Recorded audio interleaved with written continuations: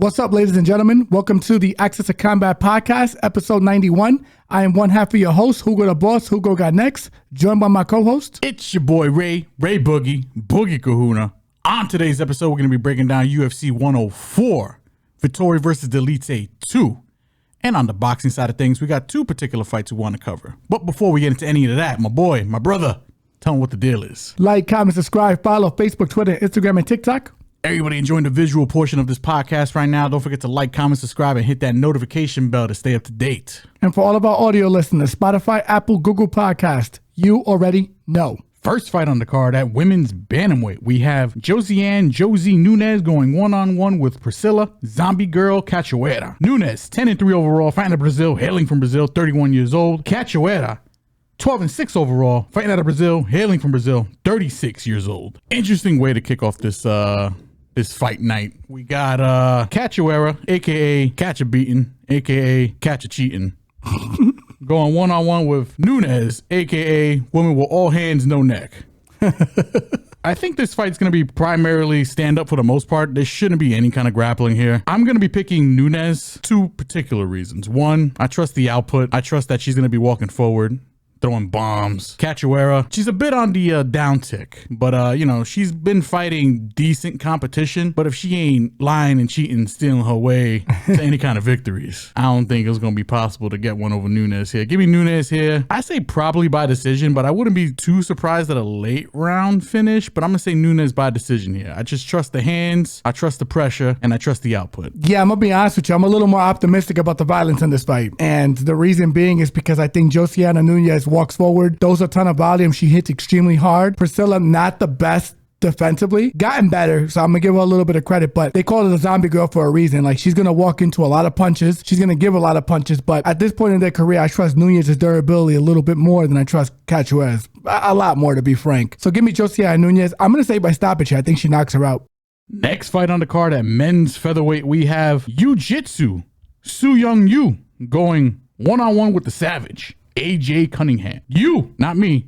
14-3 overall, fighting out of South Korea, hailing from South Korea, 29 years old. AJ Cunningham, 11-4 overall, fighting out of Arkansas, United States of America, 30 years old. I think on the feet, I'd give the advantage to you. Yu's not going to have the output that I'm probably going to like for this fight. He's going to be able to, walk forward on AJ a little bit here. AJ kind of likes to, work in range. A little bit of a bar brawler style fighter. I think where AJ really shines a little more is in the jiu-jitsu. I think he's got decent jiu-jitsu. Issue is he's fighting a guy whose nickname is Jiu-Jitsu. I think Yu is very excellent on the ground. I think he's got solid grappling and solid jiu-jitsu, as the nickname implies. I'm going to be leaning Yu here. I think he's got the grappling to, kind of mitigate what Cunningham wants to do here. But in terms of, if I'm going to bet this fight, I probably like fight ends and sub. Contrary to belief, I know Cunningham, last fight got the dog shit beat out of him by Ludwig Klein. I don't expect that same kind of output from Yu, even though he's got solid striking himself. Sneaky suspicion this fight ends in sub, but in terms of a pick, give me Yu for the win. Yeah, I see the line's a little blown out. Yu sitting at a minus 700 on some books. I don't necessarily agree with that, but I do think there's a lot of finishing upside possibly on his side. AJ Cunningham kind of wants to get this fight to the floor. The problem is I think he's going to have a very hard time wrestling Yu down. Yu has, I think, a very high-level background in wrestling, and his last opponent, Gillespie, I think is a better wrestler than AJ Cunningham, to be frank, and he had no success when he did shoot on him. I think that AJ Cunningham's not even that guy's level, and Yu was able to pretty much handle him, to be frank with you, and I think he was the better fighter. But give me Yu to win this fight, probably be a decision. Next fight on the card at men's bantamweight, we have the debuting Josiah Musasa, aka the KO Wizard, going one-on-one with Pequeño Carlos Vera. Musasa is perfect, 8-0, fighting out of the Congo, repping the Democratic Republic of Congo, 26 years old. Vera, 11-4 overall, fighting out of Virginia, but repping Ecuador, 37 years old. Interesting fight, because on paper, it's two drastically different styles of fighters here. We got Musasa, who's as the nickname implies, a KO artist. He likes to fancy himself that way. Correct. Even though, in his Contender Series fight, was his first decision, he looked okay. He was, yeah. What he did show me is that I still question his if he has any kind of wrestling. I mean, defensively, he's got something we call get-up jitsu. Where the Derek Lewis stand-ups. The Derek Lewis stand-ups. The Derek Lewis special. Where no matter how many times you just take him down, for some reason he just gets up. Yeah, he's very strong. And Can tell. it's a tribute to his athleticism, and like the guy is like athletic and freakishly strong. Correct. On the other side, we got Carlos Vera, who is a student of what's his name, Ryan Hall. Yep. and Jinx.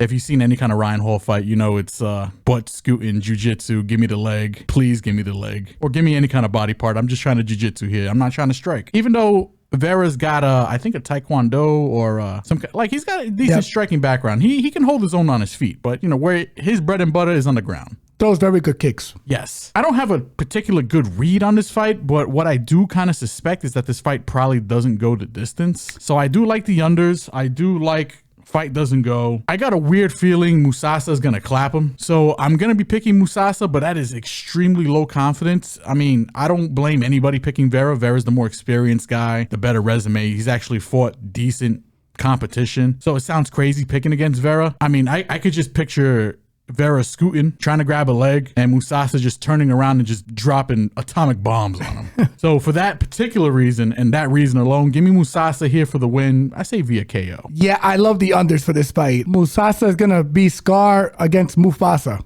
in this fight. Bars. I feel like he's gonna drop him off a cliff here. I have that sneaky suspicion too that Musasa's gonna knock him out. But on the other hand, the reason I like the unders, it covers both ends. If Musasa's kind of still a little untested on the floor, even though he got taken down a couple of times in his Contender Series fight, does have a good get-up game, but he's never faced a submission grappler like this. And this guy's a specialist. You know what I'm saying? He knows how to go after your legs. He knows how to clamp down your legs to get you back to the floor. Won't let you scoot away that easily. And he went against Nakamura his last fight, and Nakamura's an Olympic level wrestler. Like, he's a stud. The only thing with Nakamura, he's not a finishing fighter. Like, he doesn't finish his fights. He'll drag you to decision. Musasa finishes his fights. Vera kind of finishes his fights more times than not too, if they don't go to decision. But as a lean, give me Musasa for the win, but the play will probably be on the unders or the fight doesn't go.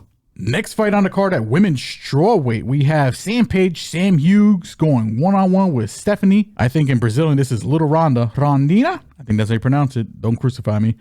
Luciano. Sam is 9-6 overall, fighting out of Everett, Washington, 32 years old. Luciano is 6-1-1, fighting out of Brazil, hailing from Brazil, 25 years old. This is gonna be probably one of the more interesting women's fights on the card. I expect it to be decently back and forth from a striking perspective. I do favor Luciano in that perspective. I think she's a little more of a versatile striker. You know, uses the kicks, knows how to use the distance, and you know, she's gonna be the bigger fighter here, so she's probably gonna take advantage of her range.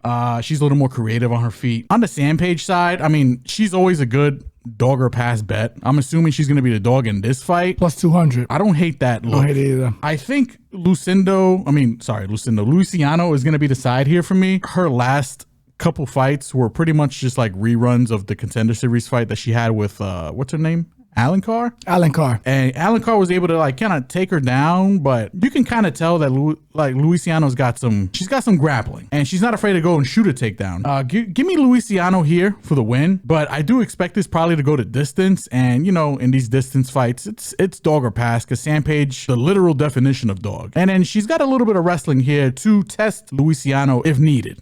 But Luciano is the side for me. Yeah, Luciano had crazy measurables on Alan Carr, and Alan Carr was able to survive the initial Contender Series fight against her, but she had her way for a big part of that fight. Luciano is going to be able to control the distance in this fight. I agree with you, but I feel like down the stretch of this fight is where it gets super interesting, because if Sam Hughes walks forward and just pressures her, it could be a long fucking night for Luciano here. Yeah, Sam Hughes for me is like she's like a downhill fighter. Like, it takes her a bit to go, you know, to get going, but like an avalanche, like, you know, that little snowball that's rolling down, that should just get bigger and bigger, and you know, she brings it. Yeah, and I honestly want to just sit on this line and see how much more it opens up, to be frank, because I feel like it's going to get a little bigger, pause. But she has the wrestling upside, in my opinion, here too. So for me, it's like, this is a pure dog or pass spot.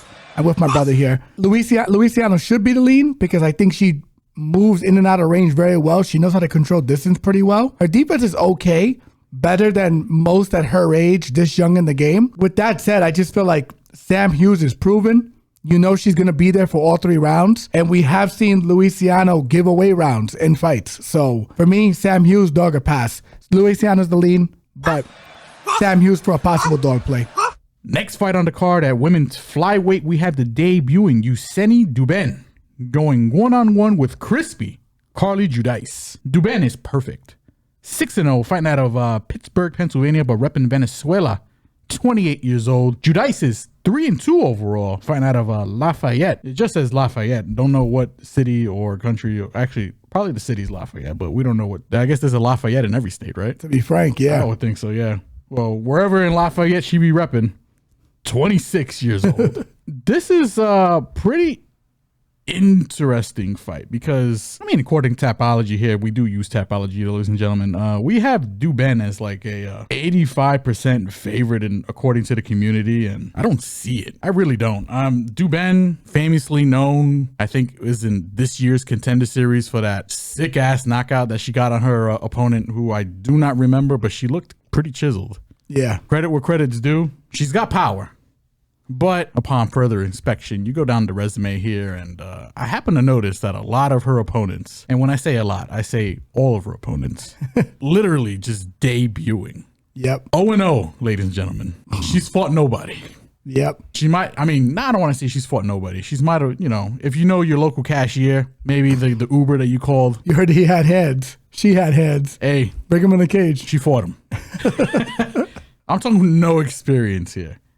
And, you know, she does look a little rough around the edges. Like I said, she's got the power, but competition has been lacking. The Carli Judice side here, though. Her Contender Series fight, she fought Cortes-Acosta, the swimmer. Great fight. Who, you know, a little more green around the edges, but, I mean, that woman had volume.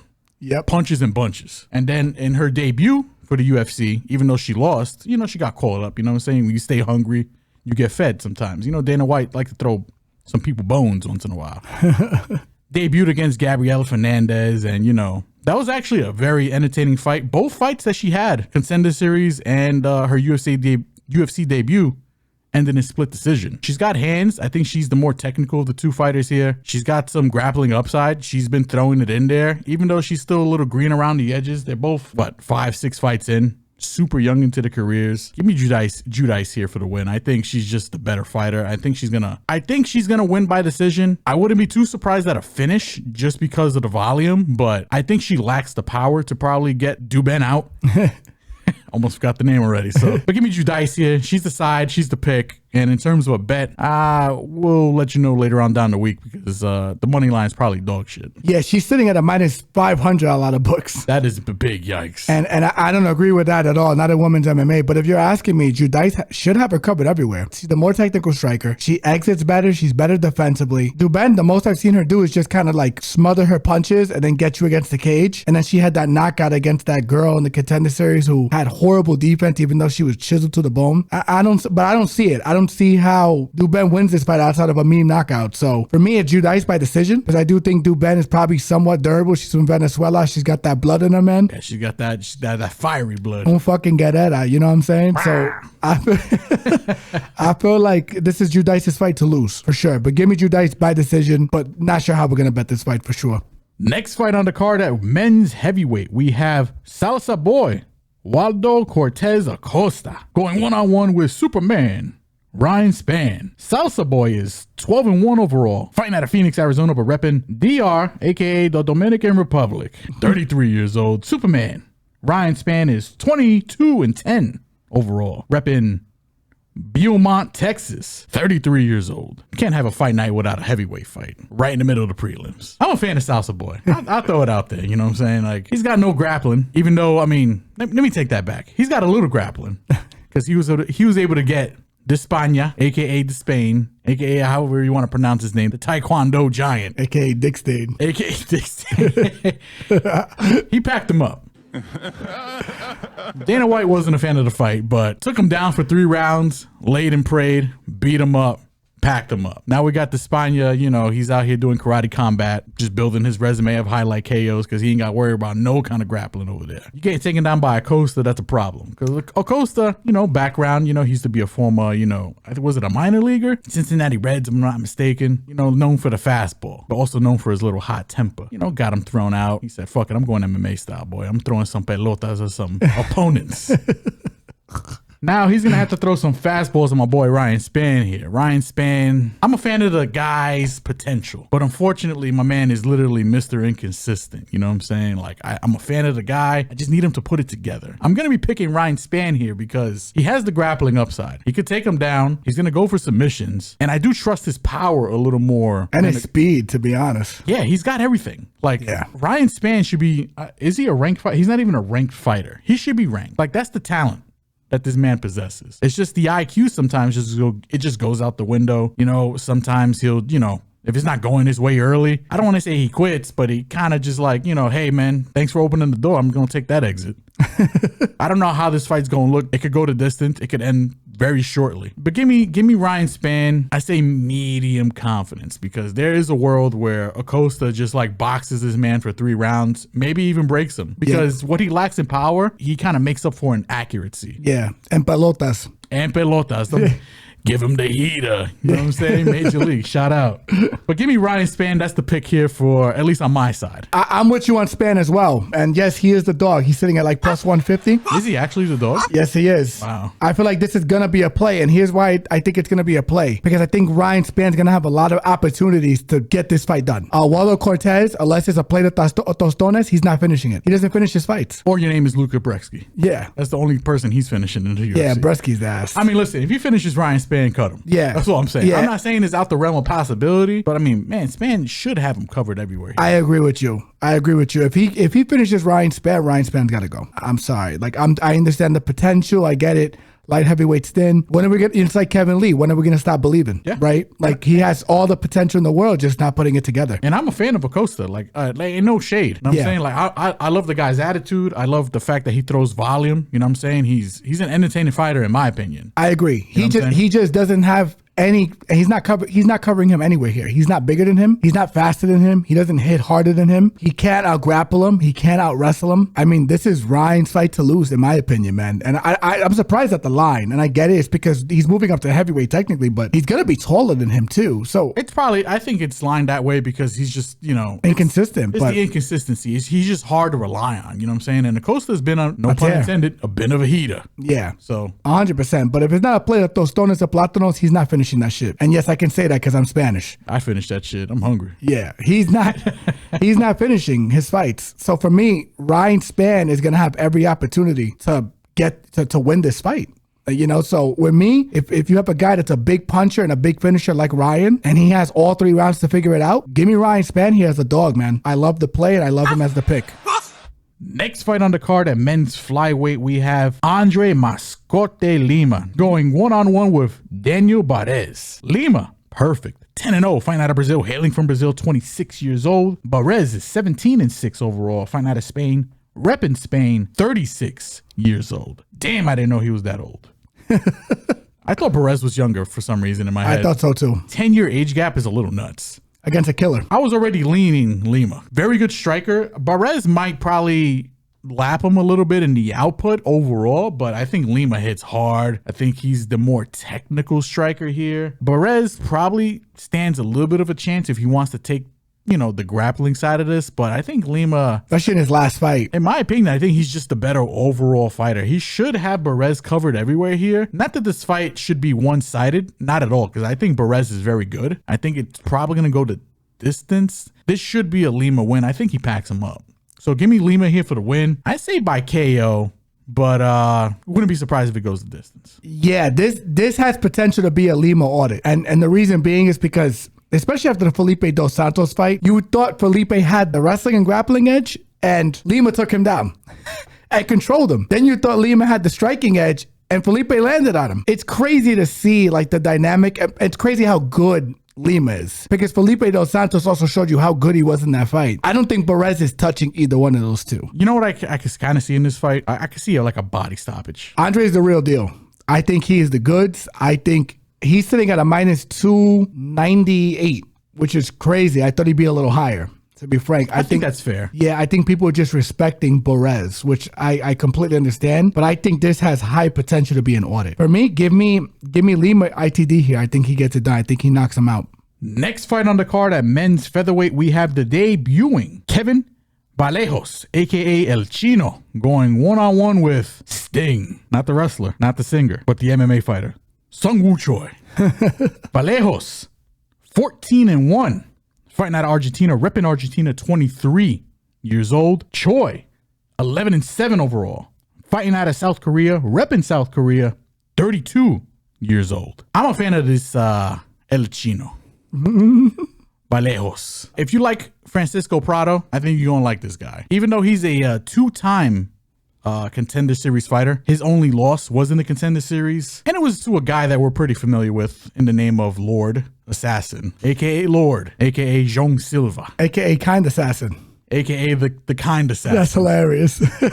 Now, watching that fight back, it was pretty back and forth, and that loss is aging like fine wine. He's Argentinian, so you know he's got the boxing. You know he's got hands. You also know, since I compared him to Prado, he's got durability. He's got a good chin. And for only being 23 years old, super polished, like offensively and defensively. Now, the only question I do have about him is the wrestling. I wasn't able to find too much offensively and defensively for him. So I do think Choi is a decent opponent here because Choi, exciting fighter, you know, kind of all action. You know, he likes to throw his leg kicks. You know, he likes to throw his punches in bunches. Kind of a kill or be killed for the most part. Choi also likes to mix in grappling. It's tough to make an accurate read here because there is a question mark on the Kevin side, but I will be leaning Vallejos for the win here because his boxing is just so crisp. It's so clean. I could just see him just catching Choi with one. Choi can audit him completely here with grappling. And then I look like a complete asshole here. Give me Vallejos here for the win. I say by KO, rounds 1 or 2. That's my pick. Don't really have an official play yet, though. Yeah, I'm with you on this. And even though it's Sting. I feel like this is Vallejos' fight to lose as well. Outside of maybe the wrestling, which we haven't seen challenge yet, Choi likes to stand predominantly. He does not go to his wrestling as much as you would like him to feel confident in him implementing it for 3 rounds. Choi, good boxer, knows how to angle out, pretty defensively responsible too. I think Vallejos is just a little better than him. The only issue I have with Choi too is his chin and his durability. He gets dropped a ton. This is a guy who hits hard, big puncher, very precise. I just feel like Vallejos is gonna find his chin at some point in this fight. I really do. Even though Choi has the grappling upside, and we typically don't like to fade grapplers with strikers on this podcast, if you watch the fights and you see the intangibles and the footwork and the ability to cover space as well as the durability, you would see why we're leaning Vallejos here. The Vegas odds agree with us. We'll see how we play it, but I'm pretty sure we're probably going to play it by knockout if it's a plus number. Give me Vallejos here by knockout. Next fight on the card at men's lightweight, we have the Great Ape, Alexander Hernandez, going one-on-one with the Hurt, Kirk Holobaugh. Hernandez is 15-8 overall, fighting out of San Antonio, Texas, 32 years old.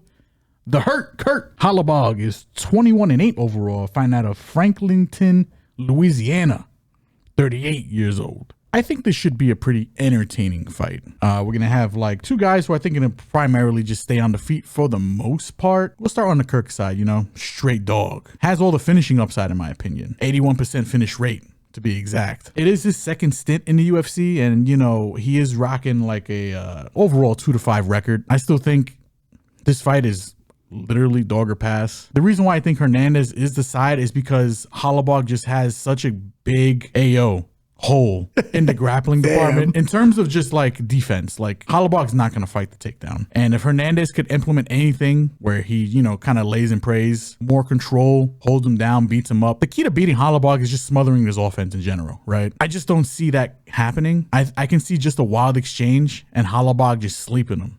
Yeah. He is the older fighter. He's probably the slower fighter. I do like Alexander Hernandez's striking very, like, I like it a lot. Like, you know, he's a cautious fighter, you know, keeps it on the outside, picks and prods, but he's sharp, you know, and he's consistent. And it's this fight I just go back and forth on because I do think Alex Hernandez is the side, but at the current line, and it's probably going to get a little wider. I don't hate the Holobaugh shot here, man.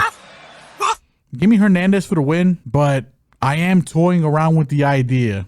Don't know if I'm going to commit, you know, don't shoot the messenger here, but I don't know if I'm going to commit, but I got a weird feeling Holobaugh via KO is on the table. Shoot me for sure.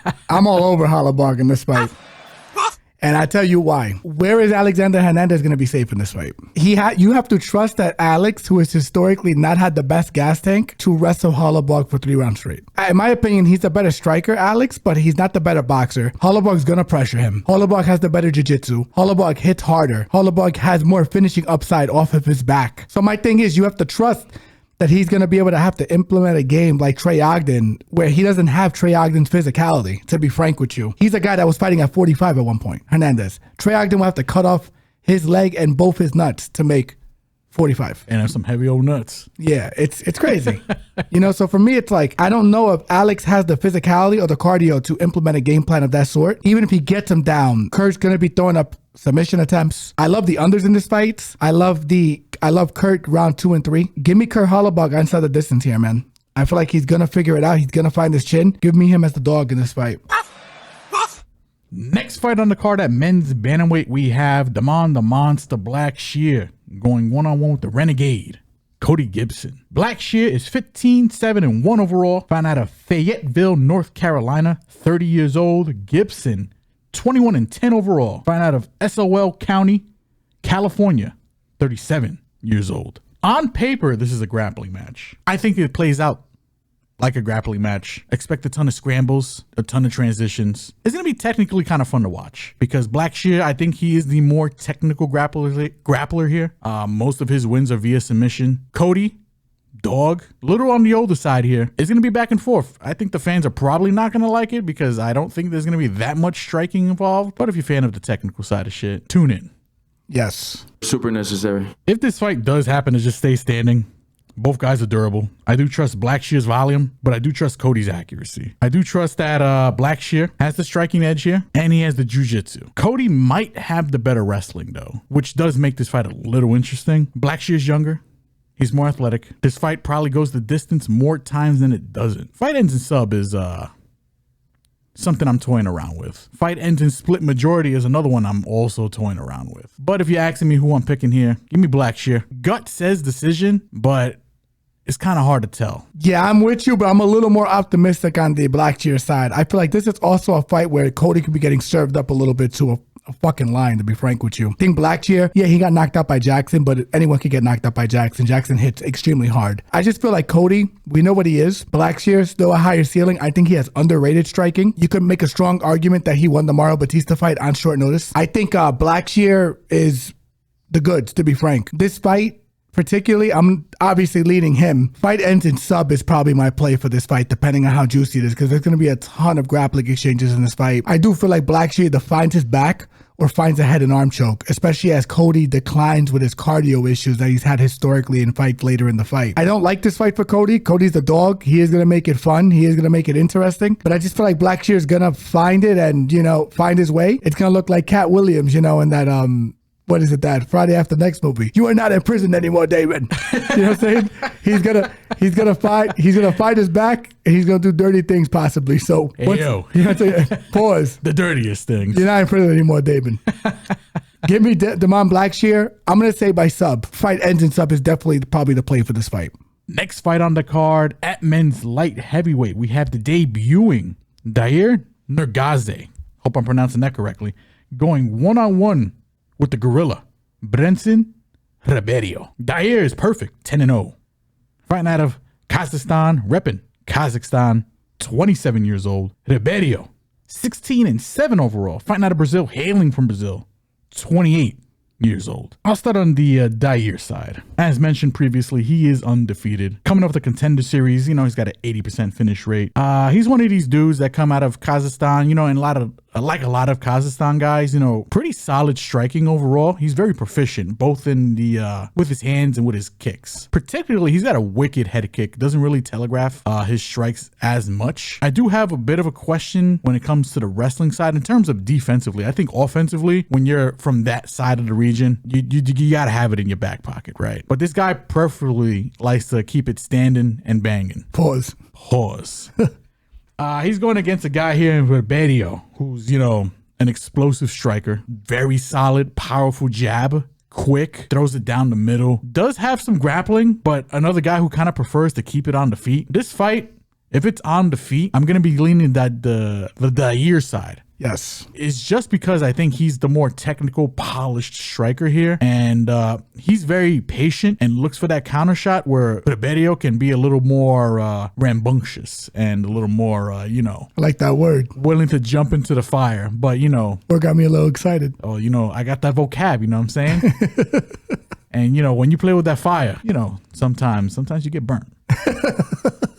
And I got a weird feel. I got a strange sensation here that Ribeiro's about to get slept. So give me Dair here. I know he's making his debut, but the guy's, he's composed, he's polished, and he's going to be in my opinion, a solid addition to the lightweight division here that's kind of lacking some bodies. Nothing against Ribeiro, exciting fighter, but, his kill or be killed style of fighting is going to get him killed here. So, in a video game. Yeah.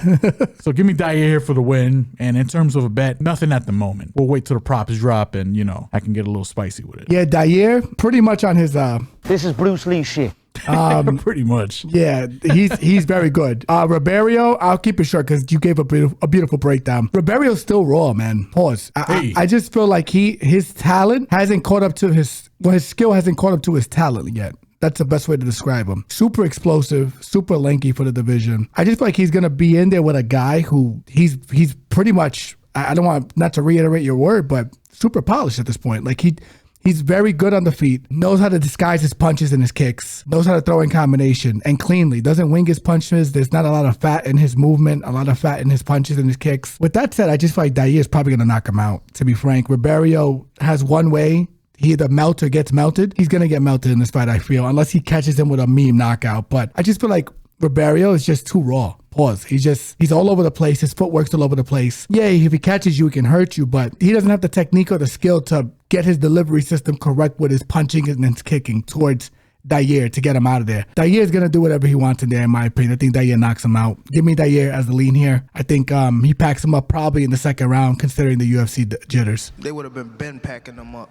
Next fight on the card, and as currently constituted the co-main event of the evening at welterweight, we have Cachoeira, Elizeu Zaleski dos Santos, aka just Elizeu Zaleski, as they got him listed here in Tapology, going one-on-one with Bang Bang, Chidi Bang Bang, Chidi Njokuani. Zaleski is 25-8-1, fighting out of Brazil, hailing from Brazil, 38 years old. Njokuani, 24-10 overall, fighting out of Las Vegas, Nevada, 36 years old. We do have Muay Thai versus, as implied in the nickname, Capoeira. The keys to victory in this fight, in my opinion, pressure and pace. For the Elizeu side, I think he needs to get in. I think he needs to turn this fight into a brawl. Force the clinch, take his back. For the Chidi side, I think he needs to keep the distance, use his size, and use his range to an advantage. Stay off the cage, fuck him up. I think Elizeu is the rightful favorite here. You're not going to hear me with any kind of arguments here. I think if he finds a way to smother Chidi's offense, I think he's got a way to win here. The issue is that Chidi, this is his new second venture into welterweight. He was previously a middleweight, where in the UFC at least, all his losses are coming from middleweight. And he's one of these guys that said, I'd never make the weight class again. It's the reason why his voice is so deep and Barry Manilow-like. And I don't know if it's Barry Manilow is the right word. Maybe Barry White. He just got that deep radio voice, that big sexy voice. But hey, UFC, then what do you call that? The Apex Performance Center.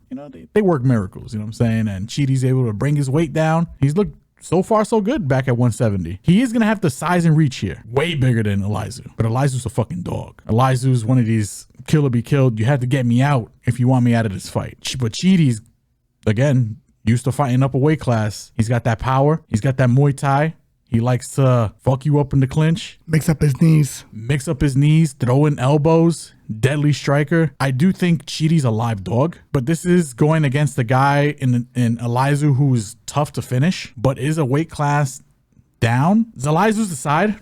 I will be picking him for the win, but that's low confidence. Chidi, if he's able to, again, get his offense off, I think he can knock him out. Elizeu's the side. Chidi's the play. Yeah, this is a possible dog or pass spot. I'm with you. I'm going to lean Elizeu just because of the grappling upside. I think he's a little better than Chidi on the floor. But if you're asking me, Elizeu just went against a guy that's built like him in Randy Brown. And if Elizeu makes one or two better decisions in that fight, he wins that fight. That fight was close. It was unanimous, but it was close. And you know what? Now you brought that up. That was another point I wanted to make. Elizeu can't take this guy's back because Chidi, one of the unfortunate downsides of his game is that he does give up his back. Yeah. Hard to take down against the cage, but he will give up his back. And Elizeu, I mean, he's Brazilian, man. So he's got that jits in the pocket. Yeah, you have to almost hope that either Chidi's gonna knock him out early, or he's gonna have to survive 3 rounds with him because Elizeu doesn't go anywhere. No. Like he's very durable. Randy Brown took a lot of his best shit, and Randy was able to scoop by with some better decision making and kind of some luck, to be frank with you, because Elizeu, if he would have made some adjustments on how he approached, I think the second or third takedown in the fight, he would have held him and controlled the fight and just won it on points. With that said, Chidi's bigger than Randy. Chidi hits harder than Randy. Chidi has a better guillotine than Randy, in my opinion. Chidi is a black belt as well, too, even though he's just not the black belt that Dos Santos is, Alessi is. I'm going to lean Alessi here, but man, Chidi as a live dog's play is definitely on my mind. And with all that said, this might be a fight that I might just sit back and enjoy because people gonna bleed, it's gonna get cut open, and somebody might die. I almost would be surprised if this fight goes a distance, but I wouldn't. It's weird. I was just gonna say 3 props that I'm kind of just like circling in my head. 1, the Chidi knockout. 2, Elizeu sub, because I think it's more than live. But if you like the safe side, the 3rd prop that again, when lines drop, I'll be all in them. But fight doesn't go. I think the under 2.5 is a little sneaky here. But I'm with you. Weird suspicion this fight doesn't go either way. Yeah, and I think that's why the UFC has it lined as the co-main event. I think they have high hopes for the same thing. So we definitely like the violence play here, to be frank. I'm getting more and more talked onto it, but I feel like it's hard to pick a side here because the fight it's just good matchmaking. But I'm going to lean Elizeu, but don't be surprised if I make a play on Chidi, especially if this line gets out of control later in the week. Next fight on the card, and as currently constituted the main event of the evening at men's middleweight, we have the Italian Dream, Marvin Vettori, going one-on-one with the Caucasian Roman Dolidze. Vettori, 19-6-1, fighting out of Las Vegas, Nevada, but repping Italy, 31 years old. Dolidze, the Caucasian. From the mountains of Caucasus. 14-3 overall. Also fighting out of Las Vegas, Nevada, but repping Georgia, 36 years old. So this is a run back, 2 years in the making. I don't know who was really clamoring for this particular fight, but we got it. And in rewatching the original fight, very close fight. Very close. Could have went either way. I did bet Dolidze, I think, in that one. I think you were on the Vettori side. My sir, you were the victor in that one. It was a close fight. It was a close fight, and again, ain't no shame in my game. On rewatch, I did score for Vettori again, but it was razor close. And I think the difference was just the overall output, and surprise, surprise, the judges actually counted leg kicks. Also, surprisingly enough, there was no kind of wrestling or grappling in that particular fight. Now on the run back, do I expect some wrestling? Do I expect some wrestling? Some grappling? I do, actually. First fight was a 3-rounder. This fight's a 5-rounder. I think that favors Vettori. Yeah. Vettori, I do expect him to do mixing some grappling here. I do expect Dolidze to probably welcome some of that grappling. That's where he shines a little more than the striking. The reason why that first fight was so close is it came down to volume versus power. I do expect this fight probably to go to distance again. A little worried on the Dolidze side though, because if it is grappling, a little more grappling intensive like I expect it to be, I do expect them to gas a little more. But give me Vettori here by decision. I still think Vettori's the side. He is still the younger guy of the two guys. You would think he's the older guy, but now he gaps him by like 5 years plus. So crazy. Give me Vettori here. Give me the Italian Dream to, once again, pull out a nice little decision win. I don't know. Give me Vettori here. Yeah, I'm with you on Vettori. And here's why. He didn't implement any wrestling the first fight. I think it's because he gave a little too much respect to Roman Dolidze's ground game. Roman is filthy on the floor. But my thing is, Vettori has good enough wrestling where he should be able to mitigate it. I just think he didn't want to test it for whatever reason in the first fight. I feel like he probably will go back to it. I feel like he is the better puncher. Like in terms of technique, he's just not the bigger puncher. He took an ass whooping from Jerry Cannonier his last fight. He's taken 2 years off. This time off, I expect him not only to have recovered from that beating, but also to get better. Honestly, the middleweight division's wide open for a title shot at this point too. If he can put on a good performance, he might be next in line for Dricus. That's how wide open this is. Well, after Khamzat, but and to be frank, I think Vettori matches up really well with Khamzat. He's big, physical. He matches up good with Dricus too. Like there's a lot of reasons to like Vettori in terms of the matchup wise for those fights. Only issue I have with Vettori is that Vettori doesn't throw a lot of ground and pound. No. Not as much as you would like him to. I'm curious to see if he's going to implement some of that in this fight, especially if he could wrist ride Roman on the opposite side arm, get to that deep half guard and just land damage on him, which I think he's capable of doing, especially late in the fight because he has the better cardio and Roman is a gas bag. Especially if there's a lot of wrestling exchanges, he's going to get tired. Roman doesn't have good takedown defense because he likes to play too much off his back. Vettori's going to win minutes there. This is Vettori's fight to lose unless he gets meme knockout here, but Vettori historically durable, the better wrestler. I think the more technical, cleaner puncher, even though he's not the bigger puncher. Give me Vettori here by decision. And that does it for our UFC coverage, and let's not waste any time going straight to Queensberry, straight to Liverpool. One of the two fights we want to cover today, the main event for the WBA World Featherweight title. We got the Wrecking Ball, Nick Ball, going one-on-one with TJ the Power Doheny. The champion, Nick Ball, 21-0-1. Fighting out of England, repping Liverpool, 28 years old. The challenger, Doheny, 26-5 overall. Fighting out of Australia, but repping Ireland, 38 years old. This should be a wipeout low-key. Doheny, durable historically. Well, historically, once again, and here's why. Last couple of fights, he's been hurt on multiple occasions. And people will say, okay, yeah, he fought Inoue. Inoue dispatched of him. Inoue does it to everybody. He also fought Sam Goodman, who is not a very big puncher, very precise puncher, very technical. I actually cannot wait to see if we hopefully get Sam Goodman and Inoue at some point down the line. But the fact that he was able to he got dropped by Sam Goodman is a little alarming. Doheny, tough as nails, will probably have to wait for the towel to get thrown in. I just feel like Nick Ball, coming off of his last couple of wins, he got rid of a guy in his last fight who was historically durable. Before it, had a fight of the year with Raymond Ford. I thought he lost it, but I'm not mad at the decision. It was that close. I would love to see those two run it back at a higher weight class because Raymond moved up. I feel like Nick Ball, the volume, the speed, the pressure, he does everything better than Doheny. I feel like this is Nick Ball's fight to lose. I expect a mid to late round stoppage for Nick Ball. Give me Nick Ball by knockout here. And going from Liverpool to Sydney, Australia, we got another main event we're going to cover. Probably not the better of the two fights, but probably the more entertaining of the two fights. We got the returning, one time,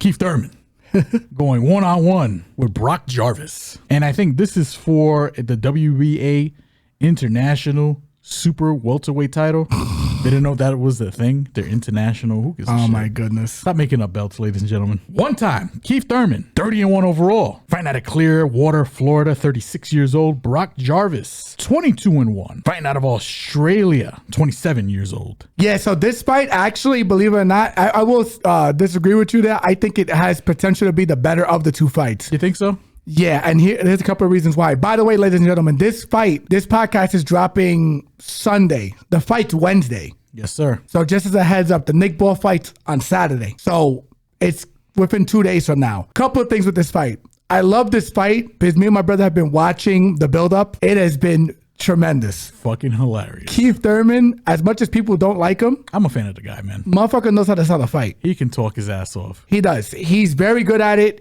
I think he's in Brock's head a little bit, to be frank with you. I think he is too. Brock looks a little baffled, even though Brock has had some good punchlines there during the talk and the build-up. Yeah, he's had a couple of zingers, but you know. Yeah. Like, I mean, I guess it's a hot take to like Keith Thurman. I don't know if it is. I don't dislike him. I fuck with Keith Thurman heavy, and like the build-up for this fight in particular has been hilarious. I mean, I'm just happy to see one time back. Yeah, and it's hilarious because we seen Keith live against Sean Porter. Yeah. In the Barclays Center a long time ago. Still one of my favorite fights. No bias. Yeah, great fight. Yeah. And I knew it was going to be a great fight stylistically, which is why we decided to go. For me, Keith, even though his name is one time, he hasn't knocked out anyone in a couple of years, to be frank, which is hilarious. Brock actually brought that up in one of the press talks. It was hilarious. It's been more than one time. It's been some time. Yeah, and as much as I love Keith, it's Keith lost one time Thurman, because he lost one time to fucking Manny Pacquiao. Hey, listen, it's Pacquiao, so I mean. Yeah, he lost me money in that fight. I thought he was going to beat him. Honestly,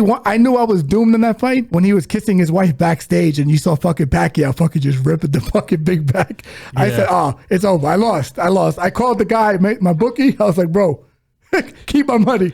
It's not coming back home. The dynamic between those two clips right before those fights came. Oh, my man. goodness. I was like, oh, man. Oh, my goodness. Lock it in, Keith, please. Now, to actually talk about the fight, Brock Jarvis, big, strong kid. Hits hard, very good at going to the body, very good left hook. Problem with Brock Jarvis, dustpan of a chin, man. Dustpan. Definitely a questionable chin, man. Yeah. Definitely. And now, he got knocked out by Liam Paro. Me and my brother watched that fight a night or two ago. Hey, nothing against Liam Paro. Okay, cool. Like, Technical fighter. I mean, he was able to show up against, Sabril, showed his merit, showed his game. even the Richardson Hitchin fight was entertaining. Now you think, okay, Liam Paro fought top level competition, beat Sabril Matias, kind of showed that he is legit. Okay, he got caught by a precise puncher.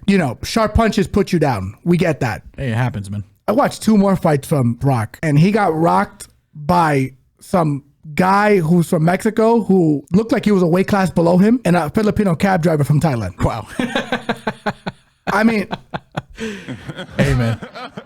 Big question marks, bro.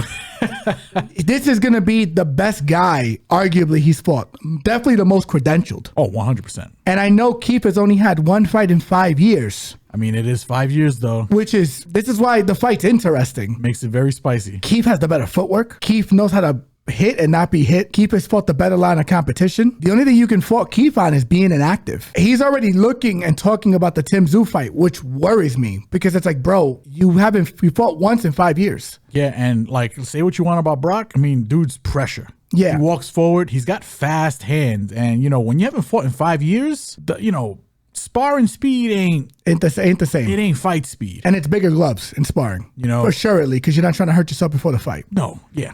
So for me, it's especially Keith with his history with getting hurt. And that was Brock selling the fight. Like, yo, I won't get optimistic until you land on Australian soil, which is very true. Yeah, true. But I will say the way this fight's being marketed by Keith has been fantastic. I'm going to be staying up to watch that fight. To be fair to Keith, I mean, he has been out for a while, but he was preparing for a fight before this. Against Tim Tszyu. Against Tim Tszyu. Yeah. So it's not like he wanted to be out for 5 years. It's, but he has been out for 5 years. I mean, the facts are the facts. Yeah, essentially, because the last fight he had was against... His last fight was against Mario Barrios. Oh, that's right. Yeah. And Mario had his moments in that fight. So Yes. for me, it's like when you have a guy that's coming off a long layoff against a young, hungry kid, Keith, no fucking spring chicken. Like, he's fucking old. With that said, I'm going to lean Keith Thurman here. I like the knockdowns in this fight because I feel like one of these boys is going to get dropped, if not both of them. Yeah, knockdowns is a pretty easy play. And I also don't think, between the 5-year layoff and the tenacity of Brock here, but the chin of Brock here, unders are going to be an interesting look. especially if they set it high. You know what I'm saying? Like 10 and a half, 11 and a half. Oh my God. I'll play the under. Oh, because I could smash the under. I could see Keith hitting him, hurting him not recovering, and then just volley him, punching him out. Or just catching him with a good shot and probably putting him down. Yeah, I could see either or. Thurman getting the dust and the rust knocked off of him, or doing it one time. Yeah, one more time. One more time. Listen, as much as he could say, I know his injury is a big part of it. He did sit on Earl Spence. And now, for me, that was a winnable fight for him, low key. He did sit on Terrence Crawford. That's not a winnable fight for him. No, that wasn't.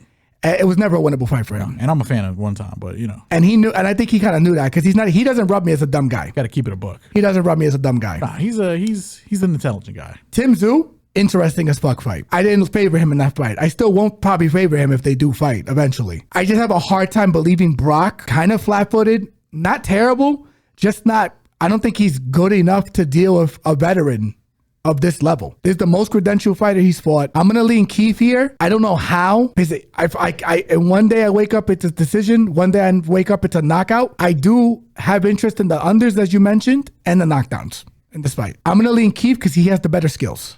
Simply that. I feel like he can probably even cruise to a decision here just with his footwork, his jab, his speed, because he is technically kind of moving up in this fight. And Brock did put on a lot of muscle mass heading into this fight. For those of you who are going to say, okay, we can wait till weigh-ins and see how they match up, Brock is bigger than him. But Brock has gotten hurt by guys that are smaller than Keith with less skill. Maybe he is a product of bad weight cutting, but the thing is his chin is there to get caught too. 100%. It's not like his style doesn't lean into the most defensive safety. I agree. I think this. I do think that the ball fight has a chance to be a one-sided fucking pounding. I really do. Like, pause. I just feel like Hey, yo. that feels like more of a mismatch than this fight. This fight's interesting simply because Keith has been out. If Keith was active, Keith dog walks him, in my 100%. opinion. Yeah. But Keith has not been active, and we've seen these guys coming off these long layoffs and how they look, and they just don't look good, especially in boxing, dude. Against Brock, who has been active, even though he has been rocked in multiple of his contests. And that's what, and then the layoff is what makes this fight intriguing. Give me Keith Thurman. Not sure how.